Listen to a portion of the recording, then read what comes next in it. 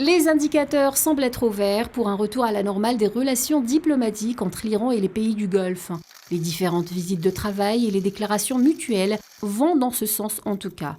La médiation menée avec succès par l'Irak lors de 5 cycles de négociations entre l'Iran et l'Arabie saoudite a porté ses fruits.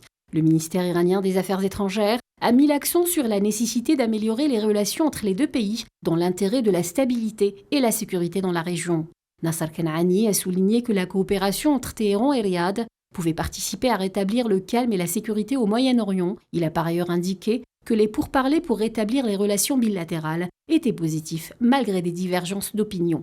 Cette évolution significative intervient au lendemain de la décision des Émirats arabes unis de réinstaller dans les prochains jours son ambassadeur à Téhéran après son rappel en 2016, un indicateur de la relance des relations diplomatiques entre les deux pays.